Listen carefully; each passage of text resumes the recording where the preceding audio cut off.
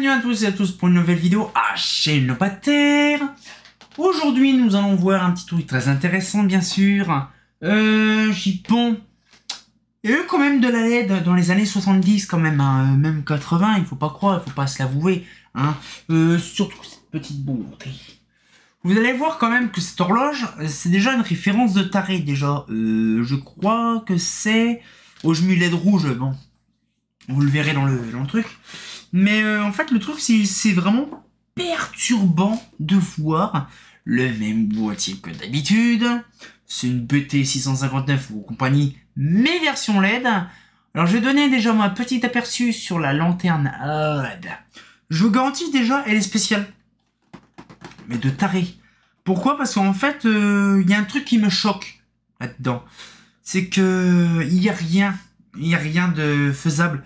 Parce qu'en fait, le problème, c'est que c'est une lanterne, une horloge LED, mais c'est une plaque normale de circuit imprimé, une plaque avec des petits cristaux de LED, le petit chip, le cristal de LED posé dessus avec le petit félin, et après ils ont nappé tout ça avec un vernis. Donc en fait, il y a une plaque après dessus qui a été mise pour faire les dots, et donc du coup, ça fait le taf.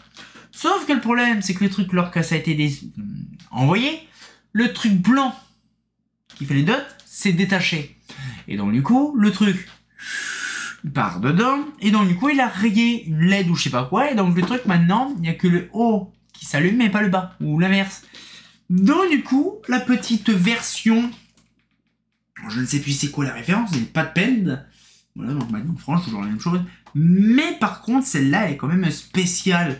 Je ne sais pas pourquoi qu'ils ont fait ça là-dedans. Bon, c'est vraiment le tout premier modèle, version comme ça, en LED.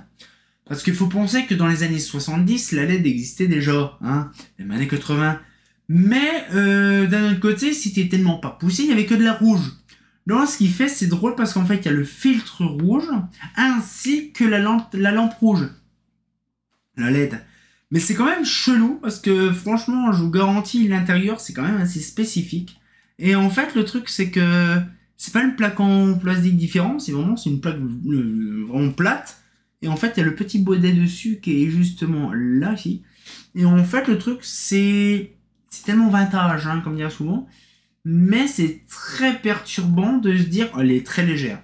C'est vraiment quoi, en fait, une carte mère qui est dessus, et c'est ultra léger. C'est vraiment une dinguerie. Franchement, je ne pensais pas voir ça une fois dans ma vie, d'avoir un truc complètement chelou comme ça. C'est vraiment une dinguerie.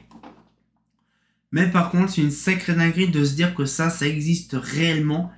Et franchement, à l'occasion, je ferai peut-être des allumages de celle-là. Alors celle-là, bien sûr, je crois qu'elle fonctionne aussi, je crois, à fil. Je ne crois pas, je ne suis plus sûr. Je crois qu'elle fonctionne à fil ou 220. Je ne m'en rappelle plus du tout celle-là. Mais qu'est-ce que c'est de toute beauté quand même. Mais après, c'est une technologie qui s'est rapidement changée. Suite après ça, il y a eu les fameuses styles 5 et compagnie qui ont dû changer rapidement le truc parce que c'était pas au point. Parce qu'après, c'est devenu carrément les LED principales. Mais ça, c'est vraiment la toute première horloge LED des années 70 voire 80 qui a été commercialisée. Mais ça a été vraiment pas vendu du tout. Parce qu'il n'y a que celle-là que j'ai vue, il n'y en a nulle part ailleurs. Donc c'est vraiment une petite pièce utile dans ma collection, dans notre collection. Et ça fait zizir quand même, parce que bon, de base, on pense pas en trouver. Mais c'est quand même chelou de voir quand même que c'est une dinguerie, c'est fourbe. Mais franchement, là, ça fait plaisir de voir, on va dire, cette technologie de qualité se faire proprement. Mais je vous garantis, voilà, c'est vraiment une dinguerie d'avoir des pièces. Franchement, le prochain coup, je vous garantis, ça va être le plus lourd, le plus dingue.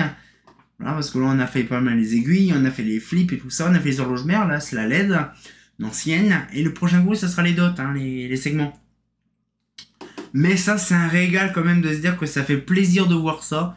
Parce que bon, là, c'est... On dirait une transition entre les flips, tout ce qui est ancien, des années 70-80, à passer en LED. Ça devait être d'une réformité de l'époque, vraiment un truc nouveau, hein, qui devait coûter aussi une blinde à l'époque, comme c'est de la LED, hein, c'était tout nouveau. Mais bon, ça fait 100 ans, Mais d'un autre côté, que ça s'est rarement vendu. C'est ça qui est dommage. Mais ça fait plaisir de voir comme ça.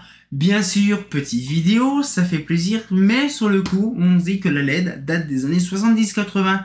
Malheureusement, je ne trouve pas la date dessus. Je ferai encore plein de recherches dessus, je regarderai. Mais ça fait plaisir. Donc cette fois-ci, on se retient encore pour une nouvelle vidéo. Et les prochaines vidéos, vous allez voir, c'est du gros. Hein.